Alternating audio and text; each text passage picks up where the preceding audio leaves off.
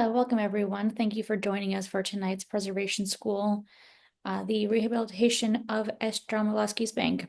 Our upcoming programming includes a Preservation School class on the restoration of the 75th Police Precinct Station House on March 4th, and our annual conference on March 29th.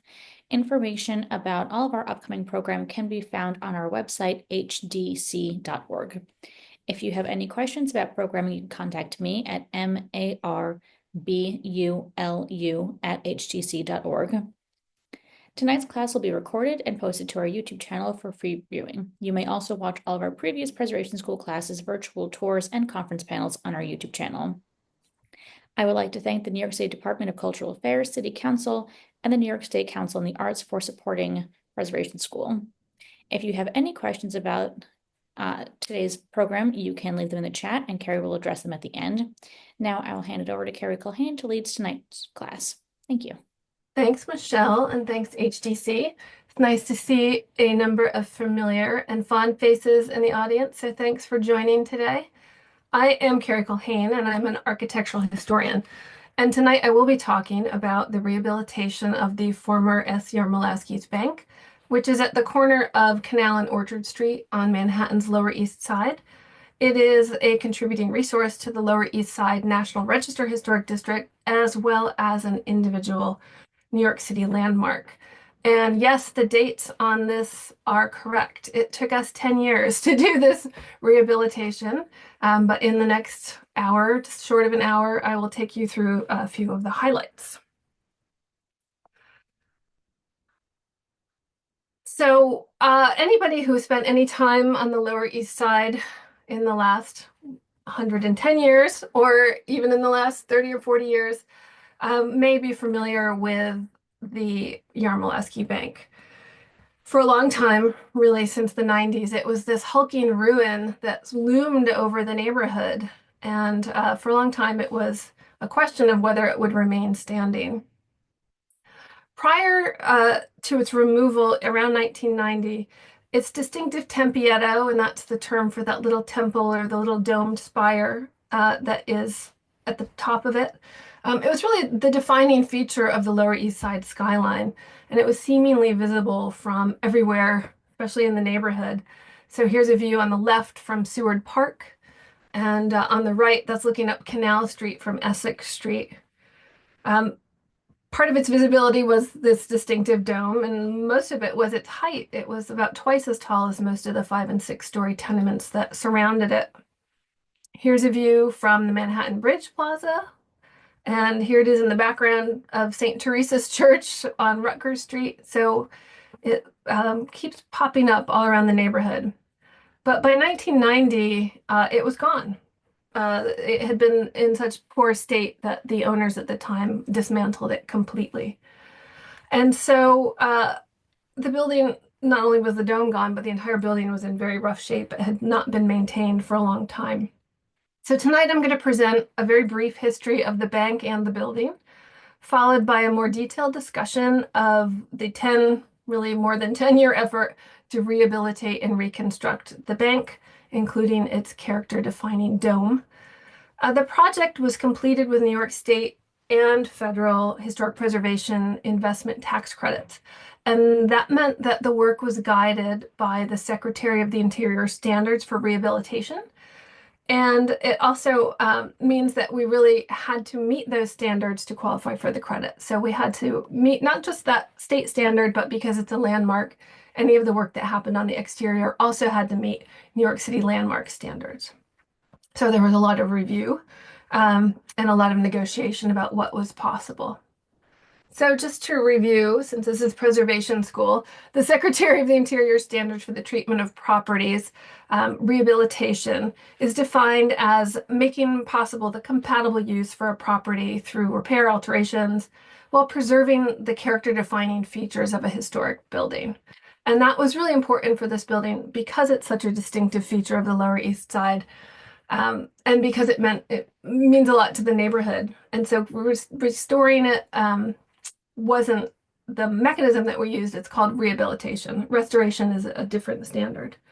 But this meant that anything that was deteriorated needed to be repaired rather than replaced. If something was deteriorated to the point where it was not salvageable, we had to recreate it very faithfully.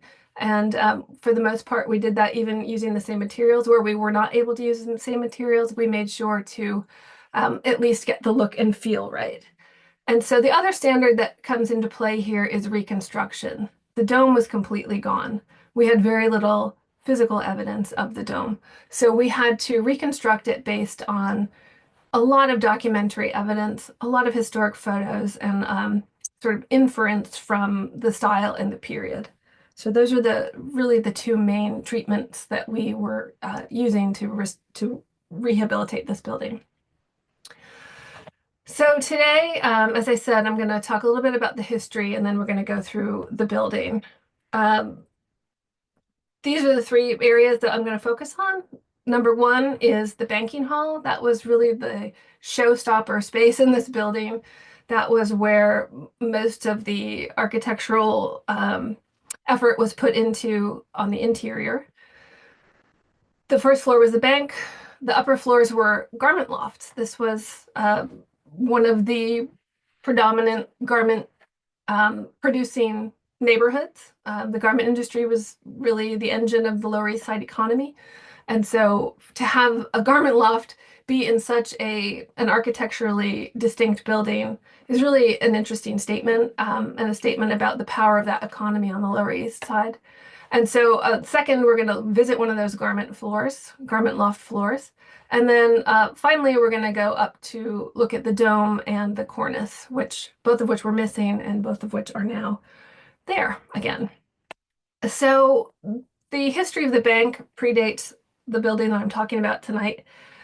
As a bank, the building I'm talking about tonight had a very brief and abortive history, but Senator Jarmulowsky's banking business enjoyed a much longer run prior to the construction of the Beaux-Arts Tower. Alexander Sender Jarmulowsky was born in 1841 in a part of Poland that was at the time under Russian control. He was orphaned young, and he was sent to yeshiva, where he became a Talmudic scholar. He married his wife Rebecca in Germany. She was the daughter of a wealthy merchant. And in Hamburg in 1868, he and his brother-in-law established an office selling passenger tickets. And because Sender was multilingual, he was reportedly fluent in 5 languages. This helped him broaden his market. Think about it, at the time, if you wanted to leave Europe, you were going by boat. And so by selling boat tickets, Jarmulowsky and Markle would buy up tickets in bulk and resell them to prospective immigrants or migrants or just people traveling. In 1873, he was forced from Hamburg and he immigrated to New York with his wife and 4 kids. And they moved to the corner of Canal and Orchard, and this is the building that was there before the bank we're talking about today. And here he established a passage and exchange office on the first floor. And like most immigrant banks, they offered a lot more than banking services. They offered commercial loans, letter writing, remittances, money orders, document translation. And really, the phenomenon of immigrant banks is seen over and over again in pretty much every immigrant neighborhood, especially on the Lower East Side. The Italian neighborhood of Little Italy has a lot of examples of them as well. So up until his death, Sender enjoyed a great reputation in the neighborhood, but this was soon squandered by his ne'er-do-well children. The Museum of Eldridge Street has a lot more information on Jarmulowsky because he was central to both the founding and the funding of the Eldridge Street Synagogue. Sender's sons beat him into the building of banks here. In 1903, his sons, Meyer and Lewis, opened the M&L Jarmulowsky Bank at 165 East Broadway.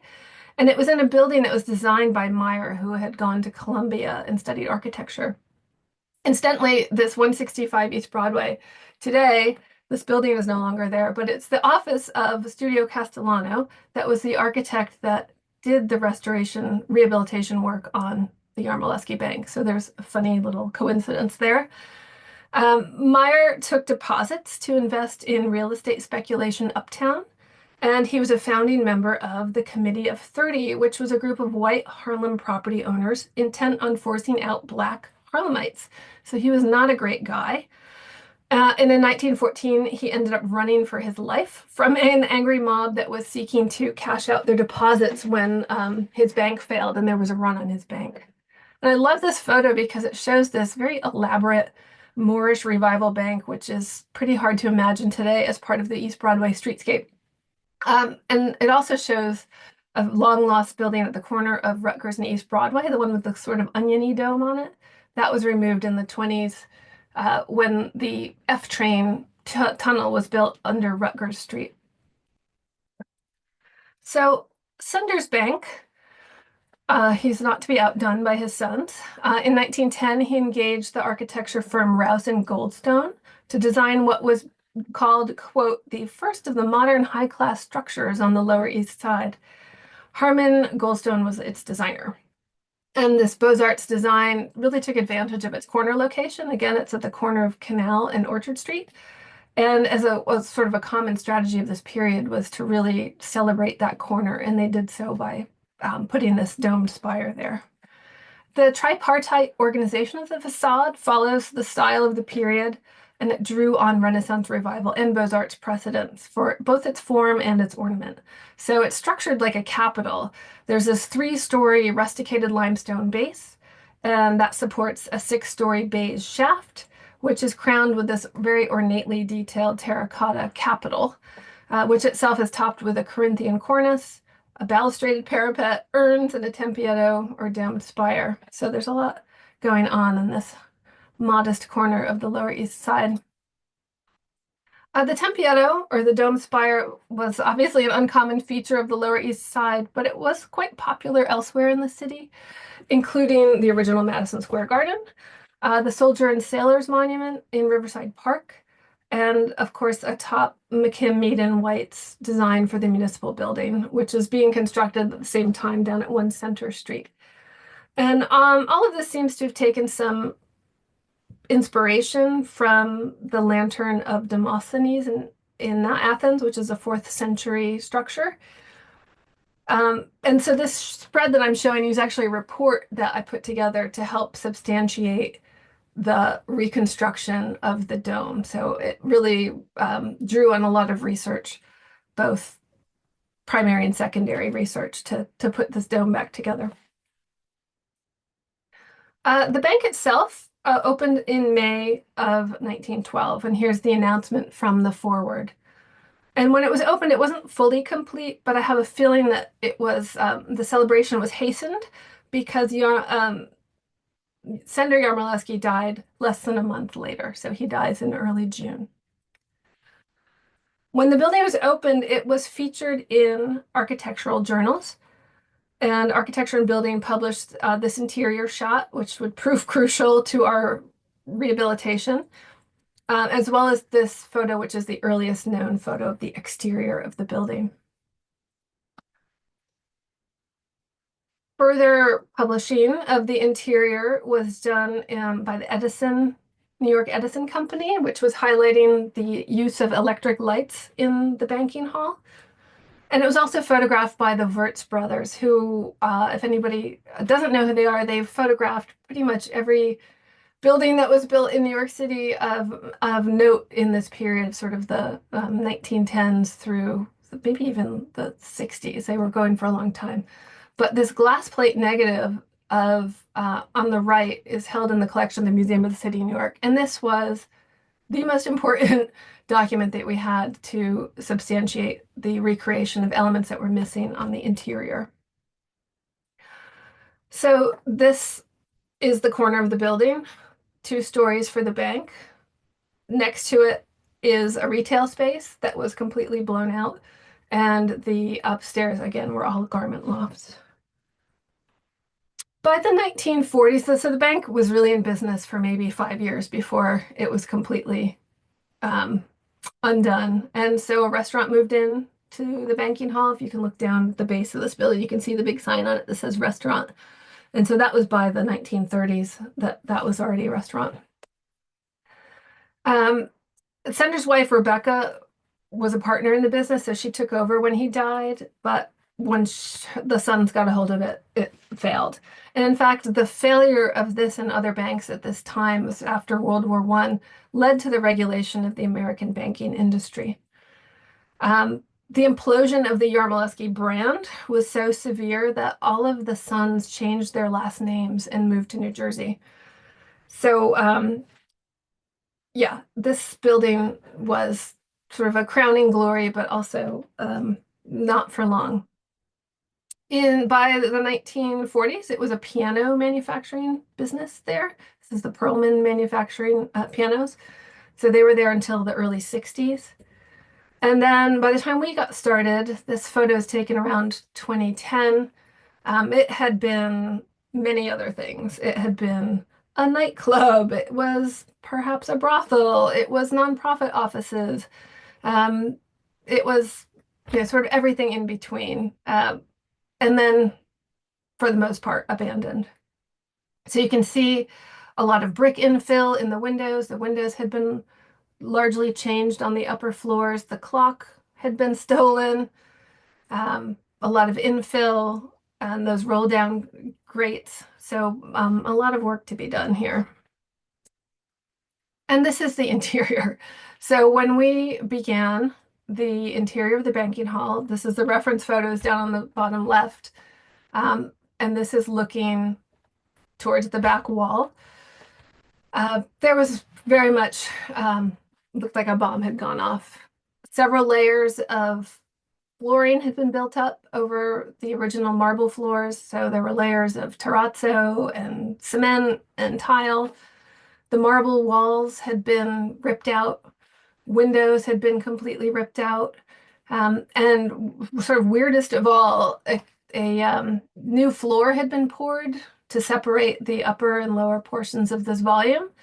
And so it cut out all of the cornice details and all of the really pretty ornate cornice details that had been a lower cornice around the room. And so the second half of the room, the upstairs, was, you can see this floor that had been poured in there. You can see that all of the ornament had been sort of torn out. The ceiling had been painted blue, and two walls were completely missing. The south and the west walls were completely gone.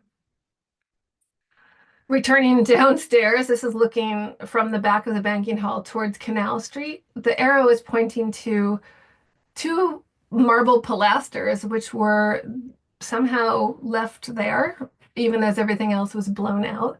So that was a little bit of evidence that we had of what had been in this space. This is looking east towards Orchard Street, and again showing the loss of most of the material, but you can see these little fragments here and there of marble. And this gave us not only the important profiles and proportions that we needed to understand, but also the marble itself. So we knew that it was a Botticino Classico marble, so we could identify the marble. The floor that had been buried under all of the concrete and tile was a Tennessee pink marble floor. And on these upper walls that you can see with the pilasters, this was a historic technique that was really short-lived in popularity in the early 20th century. And it was called canstone. And it's a plaster technique that's supposed to mimic a French stone. And you can see that it has these sort of struck joints in it, and then the pilasters applied to it. And that was a technique that we had to figure out how to recreate, because two of the walls that originally had this canstone, as I said, were completely gone. And then it had this beautiful ornamental plaster ceiling, which we removed the blue paint from. And we had the historic preservationist Mary Kay Judy did paint analysis for us, and we found out that it was a very ornately polychromed ceiling, which the owners opted to not return to. Instead, they like the patina. And because this is a rehabilitation and not a restoration, we could get away with keeping the patina. So once the floor was removed, you can see on the right, this is what it looked like when the volume is restored. This is sort of late stage here, with a lot of the detail restored as well, but that's the same view, looking both left and right. That's before and after. This is looking south, and so this beautiful basket handle arch was recreated that had been missing. The clock that is over it, we had Essex Works, which is an artisan out in Brooklyn. They sculpted this cornucopia around the clock in Brooklyn, and then we had that shipped to Italy, where it was hand carved in the Botticino Classico marble. So this photo that you're seeing now is with the marble walls restored, which meant that all the pilasters, the capitals, the cornice, those upper walls that were missing before, the windows in those walls, those are all recreated based on the evidence that we could find in mostly this Wirtz Brothers photo. So that's the banquet hall. At the end, I'm going to show you what it looks like today, furnished and finished. Um, Up to the lofts, this is what the lofts looked like, and this is a typical interior when we started work.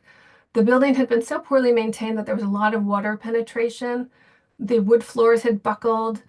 Uh, there was plaster and concrete spalling off of everything. And so it was quite a challenge to figure out how to meet the standards, how to sort of still impart the idea of, garment loft in a new layout that included enclosing the space in a lot of little rooms for hotels.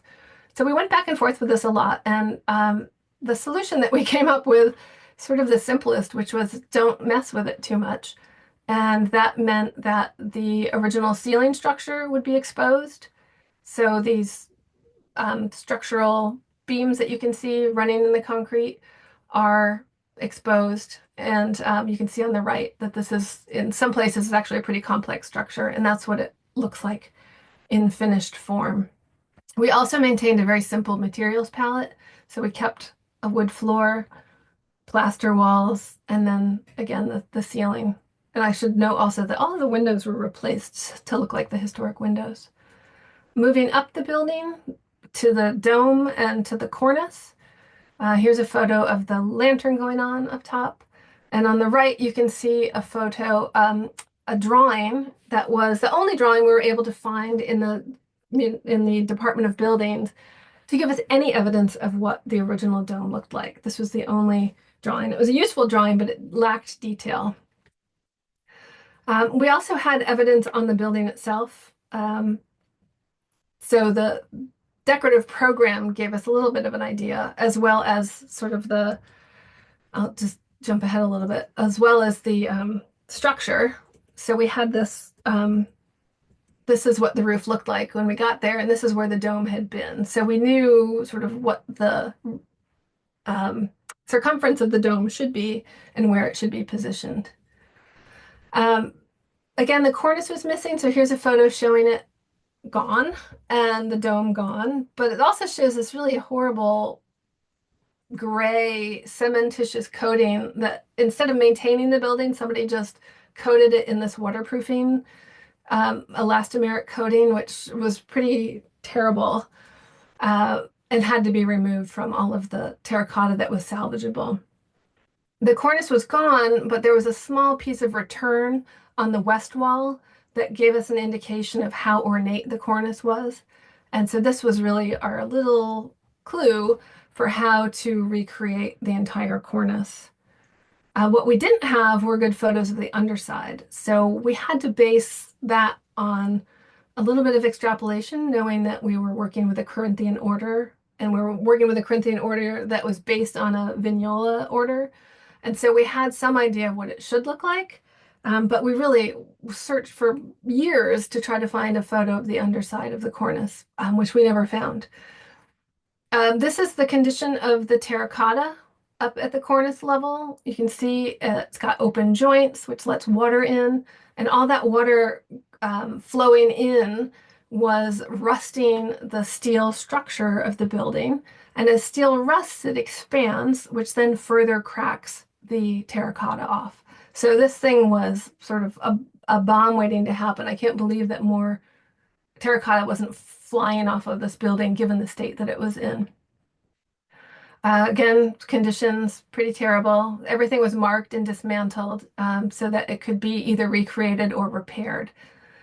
This is a console on the right, and you can see how much soot was on it just from air pollution over 100 years.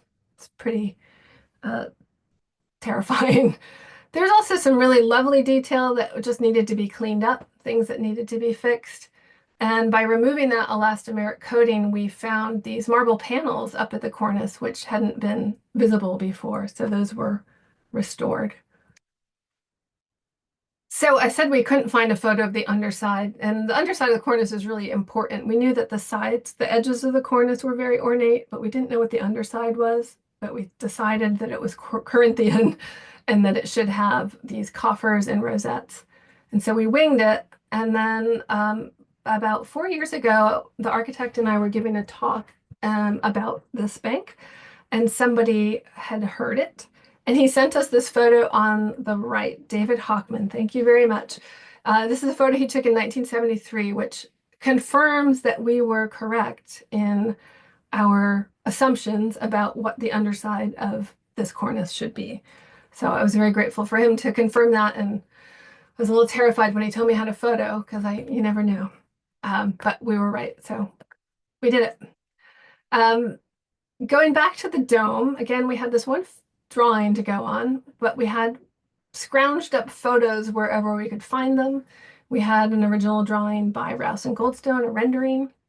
And so we had to put these all together and come up with a size and a shape and a decorative program for this tempietto. Again, this is where it was. And we ended up reconstructing it. And I think that we came pretty close to the original, although I would say that the material, we ended up going with a different material. So I should go back and say that in the cornice, instead of terracotta, we ended up using glass fiber reinforced plastic, which is a much lighter material. And given the structural state of this building, we needed to lighten the load. So we went with a lighter material there. For this dome, we went with glass fiber reinforced concrete. It has the feel of masonry or a terracotta, and we got the texture and the lines, all of the tooling and texture right, but it's a different material. And but it is a real copper roof and a real copper lantern. We also recreated this balustrade as well as these very strange urns. We had never seen urns like this, and we spent a lot of time puzzling over those urns as well. Uh, this is what it looks like today. Because it's a rehabilitation, we were able to move things around. So now the main entrance to the lobby is through what used to be a secondary service entrance on the Orchard Street side. So the name of the hotel is 9 Orchard, when this is the address of 9 Orchard. The architects designed this modern marquee over it, and it's really important in doing a rehabilitation to make it clear what's historic and what's new. So coming up with a modern design for this marquee is intended to show you sort of what our modern interventions have been. I'll say also in this photo, all that roof, all that cresting, and all of those windows were recreated by a pretty incredible metal worker. The name of the firm is Vaslov Metalcraft, and they really faithfully recreated these steel windows. This is the banquet hall today. And again, instead of using recreating the original lights, we ended up going with lights that sort of evoke that style, but is clearly contemporary. That basket handle arch now has this millwork insert that creates a wall between the lobby and this banquet hall space, which is used as sort of a restaurant lounge. And so it's a mix. I think it's a successful mix of old and new.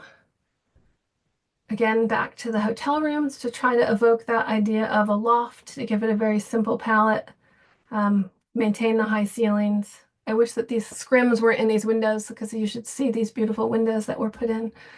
And then up on the roof. So the roof was never intended to be accessible. And in fact, the parapet was significantly lower, or you would be standing much lower than this parapet suggests. And in fact, it was so deep that the architects were able to create a mechanical floor below this space that then gave them the elevation to allow you to be able to see over this parapet.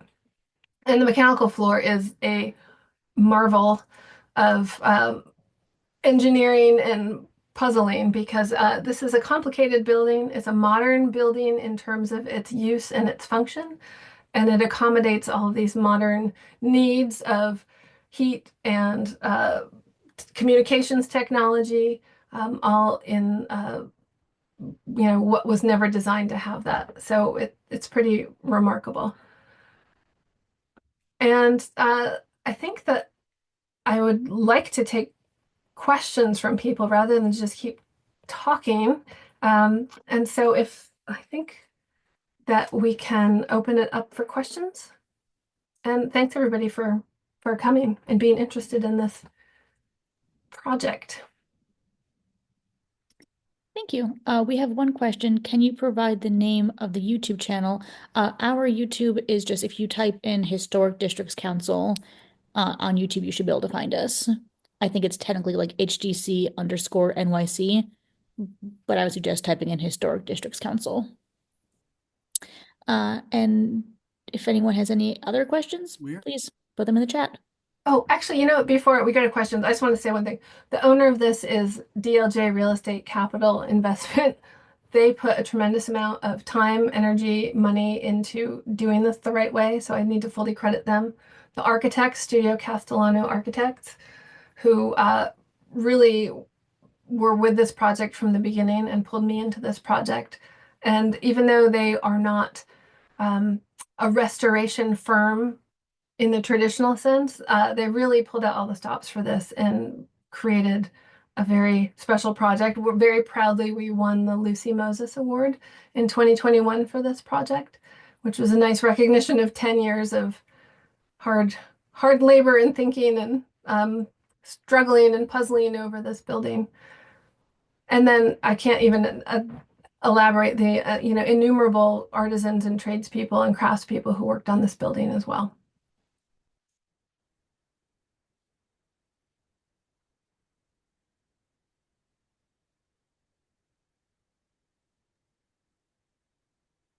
So any questions from anybody?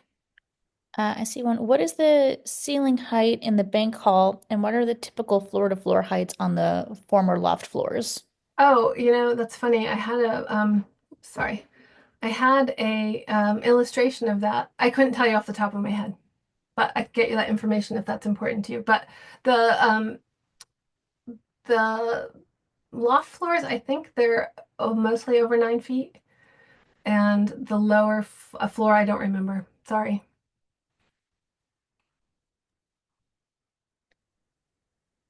David Milkins, it looks like you had a question, but then nothing came up. Oh, there we go. What was the most remarkable artifact and slash or discovery made during the restoration process? Oh gosh, that's a good question. I was expecting to find more artifacts.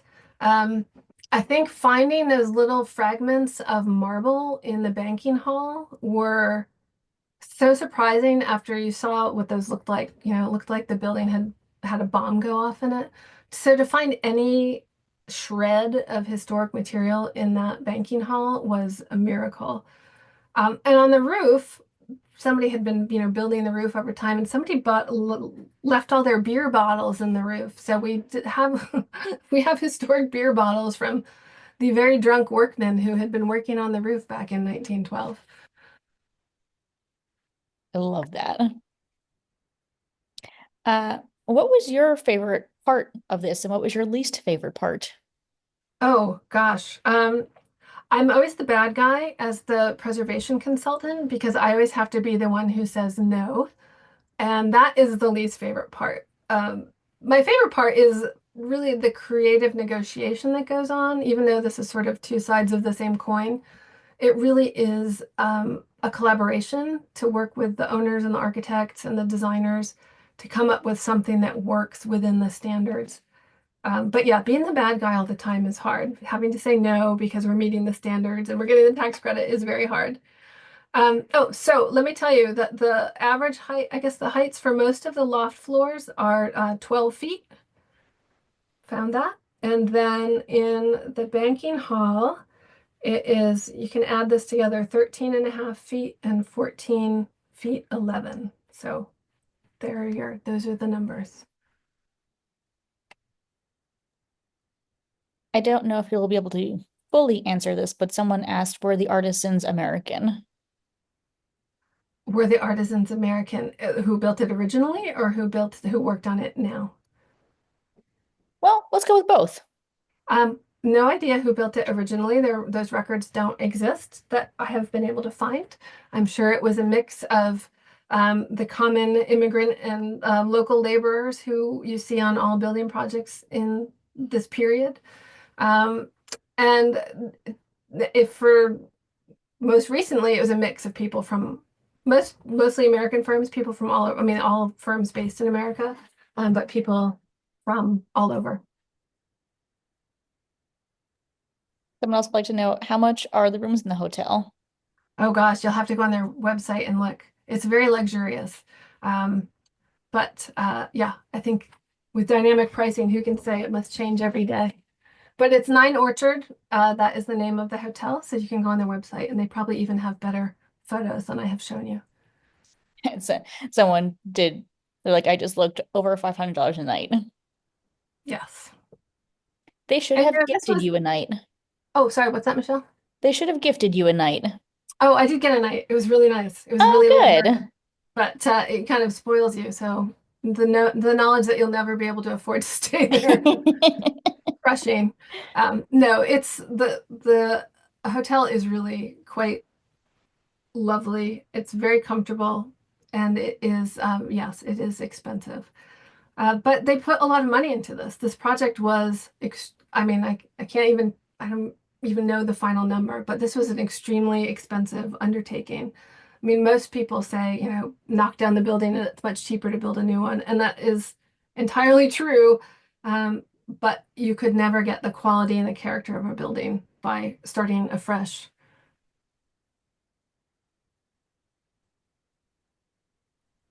Someone asked when your book about the architect Poi Gum Lee is coming out.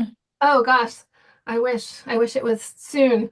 Um, I would love to have that come out soon. I'm working on it this year. I'm hoping that it will be something that is pitchable to a publisher next year. For those who don't know what this is, I have researched Chinese Chinatown's first native architect, an architect named Poi Gum Lee, who was born in 1900 in Chinatown, became very famous in China in the 1920s and 30s, and came back and really influenced the look of Chinatown in the post-war era. And he died in 1968, and he sort of forgotten, even though his design for the Tong building at the corner of Canal and Mott Street is probably one of the most iconic buildings in Chinatown. Thanks, whoever asked that question, for letting me give my Huigam Lee spiel. That was David Malkins. Oh, thanks, David. But yeah, that sounds great. Very excited for whenever we get to see it. Yes, that'll be Preservation School Part 2. Mhm.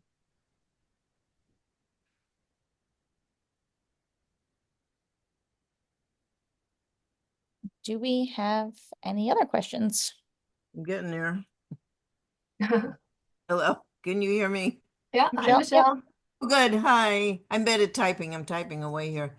It's not working out real well. I was just going to say it's a beautiful restoration, amazing collaboration between the artisans and the director of the restoration, meaning Kerri, and also it seems international uh, collaboration. And it's quite a pearl for the area, if not all of New York, as well as its history. And Thank it's you. you're welcome. Thank you.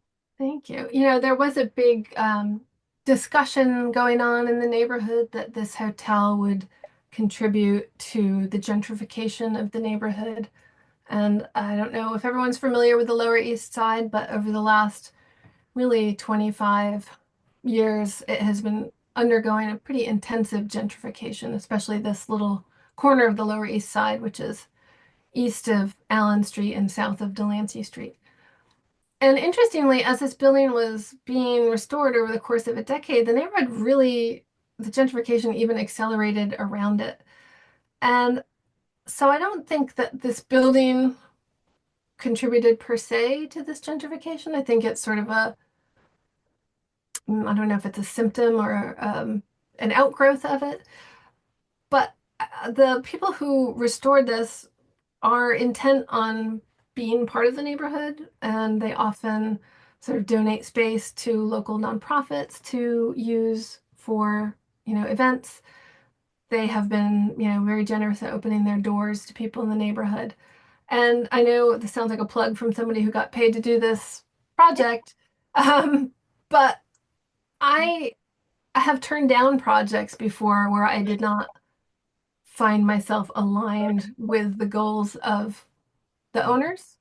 Um, and so I was very pleased with one, restoring this really iconic building to the neighborhood, sort of putting it to its rightful state in the neighborhood, which to me is a gift to the neighborhood. This is an important building that should be reflective of its original period and purpose.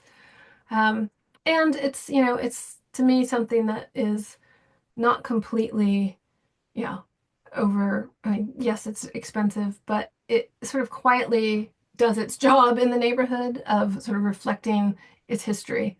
And that to me is an important part of its role in the neighborhood. Absolutely. It's a beautiful building and it's fantastic that it remains and is being used. Yes, being used. I mean, this literally was on the way to being torn down. So this is a major save for the neighborhood. And there's another building in the neighborhood. I don't know if everyone's familiar with the Forward building, which is a couple blocks away. And people always talk about these two in comparison to one another, that one is sort of the bastion of capitalism and the other one was the bastion of socialism. And so they're often paired with one another because they're both sort of the tallest buildings around. Um, and it is important to have these buildings still standing in the neighborhood. There's a lot of important, tenement buildings and really interesting and beautiful tenement buildings, but these are really distinctive and they tell a story about the neighborhood that's really sort of immigrant triumph, even though the Jarmulowsky sons ended up being horrible people. Um, the father's intentions were good. The fact that his bank did well enough to raise the funds to build this incredible edifice that really celebrates the garment industry is fascinating to me, and I think something that should be highlighted. Definitely. David says, one, he says the restoration work is remarkable.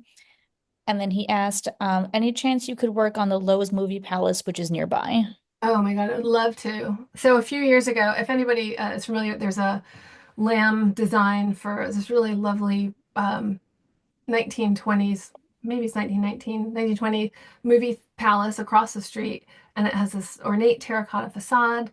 And the interior is just magnificent, but now a ruin because it has not been maintained. And there was a plan maybe 20 years ago to turn that into a cultural center for Chinatown, like a Chinatown Chinese American performance center, which fell through sadly because that building is really stunning and should be returned to use as well. The front lobby is actually an interior landmark, but it's not accessible, unfortunately.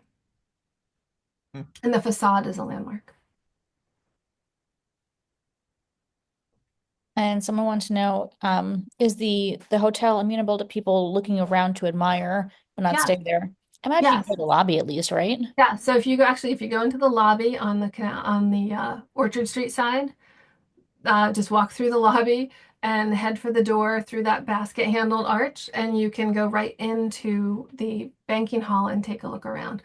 So it's open during the day for just sort of sitting and hanging out, and then at night it becomes like a restaurant slash bar kind of space. But during the day it's open, and you're welcome to go in and look around. I always love popping in for just like a drink at a fancy hotel to go see the lobby. Yes. but now you can just do it for free. And Yes, you can or just also, walking through. yeah, it's nice because that lobby space is also, was part of the original banking hall, but it was a part that was mostly behind the scenes, so you wouldn't have seen that going into the bank for the most part. Well, And that on is, the second, oh, sorry, go ahead. I was saying that that's fun. That's nice. Yeah, on the second floor, there's an event space that is in the former retail space, and there's also like a little private lounge area that used to be the office of the bank manager. And that had one really beautiful mahogany window surround that survived in there, which they just sort of kept intact and they didn't try to restore the building, the room around it. They just left that as a feature. The rest of the room is just exposed brick walls. So some of the choices that were made were very clearly to sort of show change over time and to really give a sense of the narrative of sort of decay and recovery and decay and rehabilitation. So that's really, I think, important for a building to convey its story and not just look like, a brand new, shiny old building. Absolutely. Being able to see, the layers of history and kind of walk through a building and feel like you're somewhat walking through time is always a fun and unique experience. Yeah, buildings really should reflect all of the periods that they have gone through, for better or for worse. Although I'm very glad that the bright pink terrazzo floors from the 1940s restaurant aren't there anymore. And interestingly, I don't know if I mentioned this, but that palette, the interior palette of the banking hall, is the exact same palette as Grand Central Station, which was designed at the same time.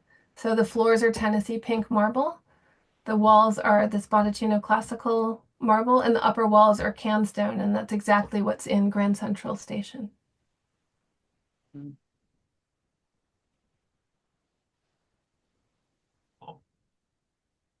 It is a lovely palette.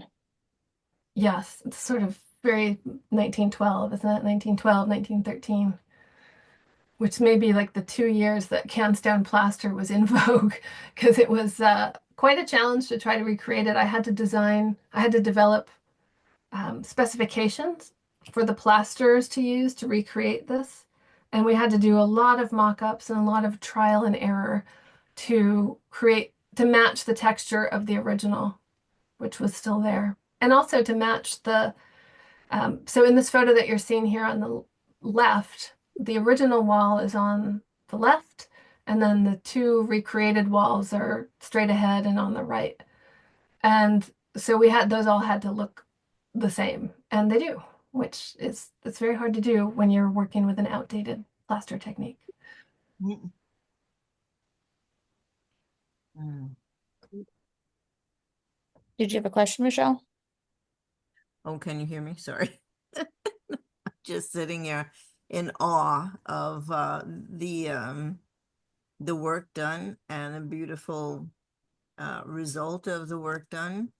And it's just it's the pearl of the Lower East Side. That's what I see it as. And it fits perfectly in with the Lower East Side and the history and the everything, the people who were there, the people who created this and what it is now. And thank you, Kerri. It's wonderful. Well, thank DLJ. They did it. Um, I will point out in this cornice, I don't know if you can see my little pointer on this, but this lower cornice that runs around just over the pilasters, this we had to recreate again based on photos. And the architects took advantage of this to hide some of the mechanicals and some of the lights in here so that we wouldn't have to run anything in wall cavities or, we wouldn't have to have anything exposed. So that was another advantage to doing some of this recreation is that you can um, modernize while you're doing it. Yeah. It's And very I'll give full credit to the architects for being very creative at figuring out how to fit some very complicated things into this old building.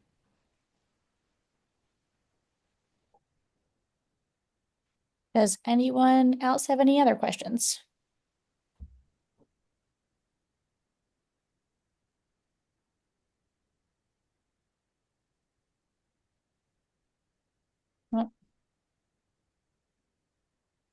we have one more. Hold on. David, if you want to just unmute yourself, you can. If that's easier. Oh, he just wants to know, what's your next project? Oh, great question. I think it's my Poigon Lee book, David. What? That should take me a little while.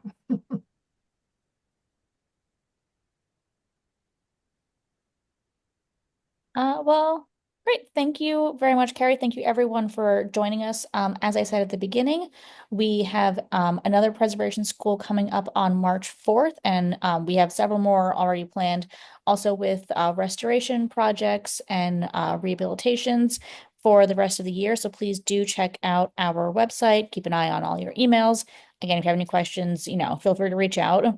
And again, like I said, this was recorded, so it will be up on our YouTube channel, and you can watch all of our other previous preservation schools both on our YouTube channel and on our HGC website.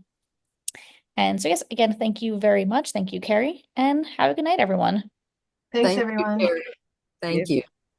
Beautiful.